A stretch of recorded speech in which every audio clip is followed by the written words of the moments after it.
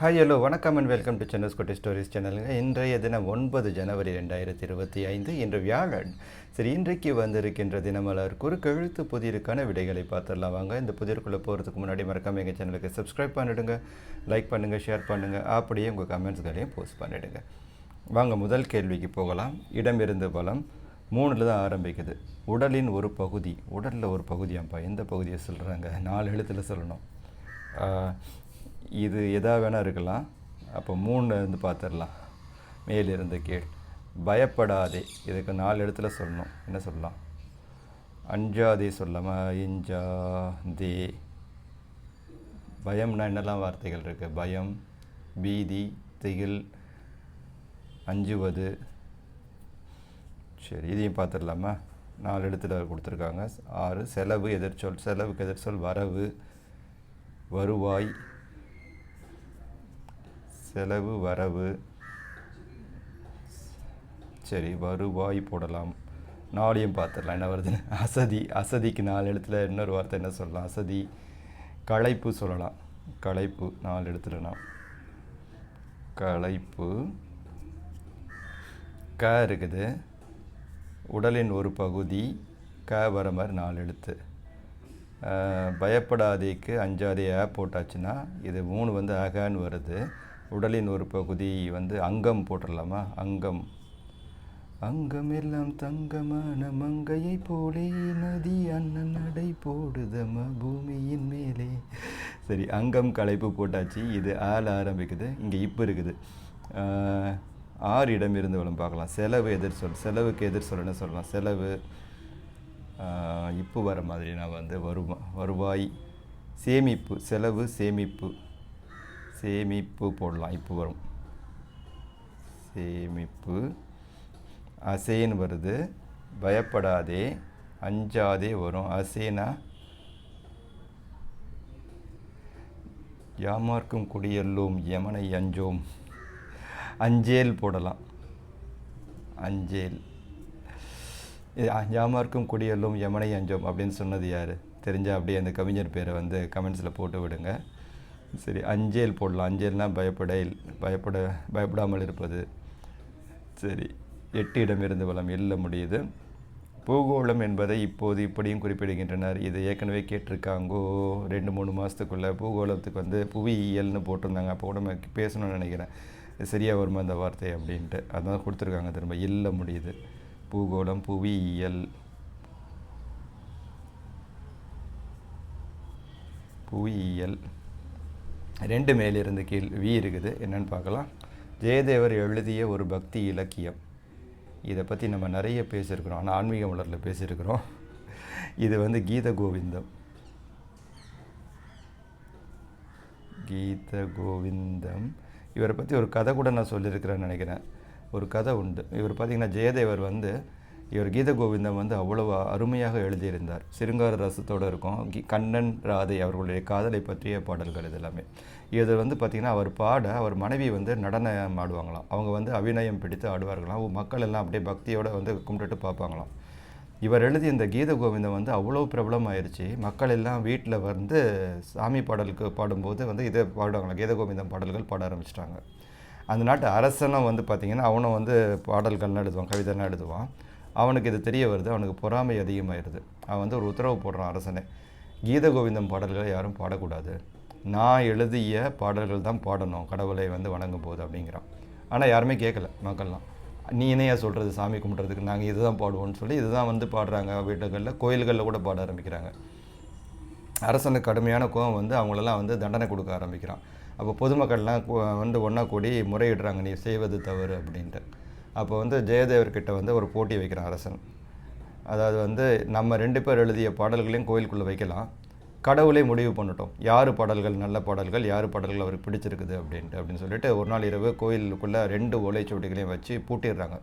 வெளியே காவலுக்கெல்லாம் வந்து எல்லாரையும் போட்டுடுறாங்க, காவல்காரங்களாம். அடுத்த நாள் திறந்து பார்க்கும்போது பார்த்திங்கன்னா அரசன் எழுதிய ஓலைச்சுவடிகள்லாம் அதை பெய்த்து எரியப்பட்டிருக்கிறது கோயில் மூலம். இவரோட ஓலைச்சுவடிகள் மட்டும் வந்து கடவுள் பாதத்தில் அப்படியே இருக்குதான். உடனே வந்து அரசனை இவர் காலில் விழுந்து மன்னிப்பு கேட்குறான் அப்படின்னு வரும். சரி, கீத கோவிந்தம் 5 இடமிருந்து வளம் பார்க்கலாம். யானைக்கு பயிற்சி அளித்து தன் கட்டுப்பாட்டில் வைத்திருப்பவர் பாகன் தான். இங்கே த இருக்குது, 5 எழுத்தில் போடணும்னு சொல்லலாம். வாகனுக்கு இன்னொரு வார்த்தை வந்து மாவுத்தன். மாவுத்தன். ஒன்று மேலிருந்து கீழ் ஊன்னு இருக்குது. பொய் கூந்தல். பொய் கூந்தல் வந்து சௌரி.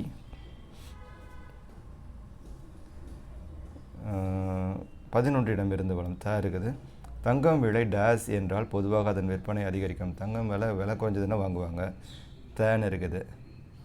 குறைந்தது அப்படின்னு சொல்கிறாங்களா, குறைந்தது. இது கூவான் மட்டும் பார்த்துடலாம். 7 மேலிருந்து கீழ். ராக்கி ரங்கராஜன் எழுதிய ஒரு பிரபல புதினம், பிரபல நாவல். ராக்கி ரங்கராஜன் எழுதியது கூ அப்படின்னு வர மாதிரி இருக்கா? கூ ஒரு எழுதுன நிறைய இருக்கே.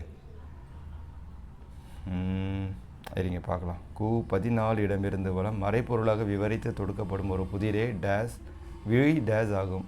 மறைப்பொருளாக விவரித்து தொடுக்கப்படும் புதிர் தான் விடுகதையாகும். பரவாயில்லையே, புதிர்லேயே புதிரை பற்றி கேட்டிருக்காங்க. வீ இருக்குது, டுகதை போட்டுடலாம். டுகதை. டூன்னு இருக்குது. இங்கே கூ வரும், குறைஞ்சிச்சு அப்படின்னா வந்து கூடுன்னு இருக்குது. இது வந்து 7 ராக்கி ரங்கராஜன் எழுதிய பிரபல புதினம் படகு வீடு அப்படின்னு ஒன்று எழுதியிருக்கிறாரு. படகு வீடு. படகு வீடு, கரிசல் காட்டு இது ஒன்று வரும், கடுதாசின்னு வரும்னு நினைக்கிறேன். ஒரு நாவல் எழுதியிருக்கிறாரு. அப்புறம் வந்து 2-3 நாவல் படிச்சிருக்கேன். ஆனந்த விடனில் அவரோடது வந்திருக்கும். அதில் பார்த்தீங்கன்னா அந்த கோவில்பட்டி அந்த மண்ணோட இதோடையே எழுதியிருப்பார், அந்த காலத்தில் மனிதர்கள் எப்படி இருந்தாங்க அப்படின்ட்டு. சரி, ரைட்டு. கூத்தன்னு இருக்குது 11. தங்கம் விலை டேஸ் என்றால் பொதுவாக அதன் விற்பனை அதிகரிக்கும். கூத்த குறைந்தது என்றால்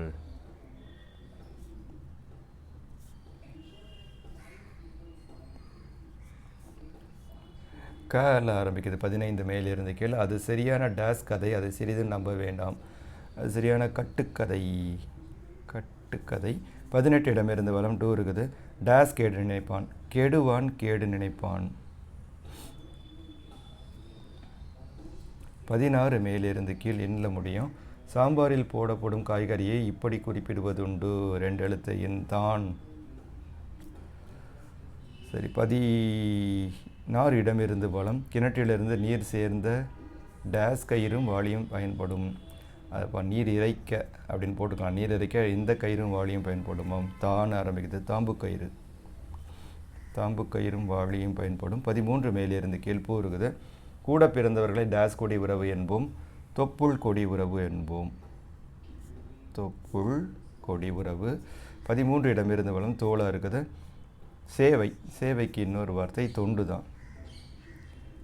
தொண்டு நிறுவனம் அப்படின்வாங்கள. 12 மேலிருந்து கீழ். இதன் மூலமாக நான் பார்க்கிறோம் கண். 12 இடமிருந்து வளம். கேள ஆரம்பிக்குது. இதன் மேல் மெத்தை போட்டு படுத்து கொள்வது வழக்கம். கட்டில்.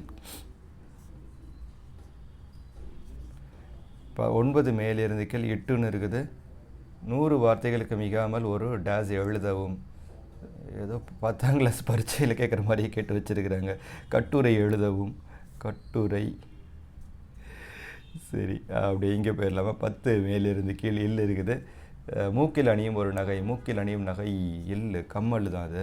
5 எழுத்துல இல் வருதுன்னு சொல்லலாம்.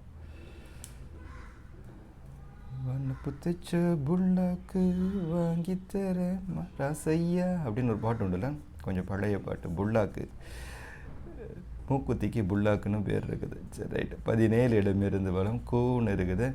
ராஜமௌலி எழுதிய பிரபல திரைப்படம் டேஸ் பலி. பாகுபலி. இது எல்லாருக்குமே தெரியும். 17 மேலிருந்து கீழ். வழி. வழி வந்து பாதை.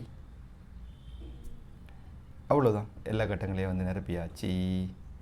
அப்படியே க்ளோஸ்அப் காட்டுறேன். நீங்கள் எதாவது விடுபட்டிருக்கிறதான்னு பார்த்துக்கிறேன். இல்லை, அவ்வளோதான்.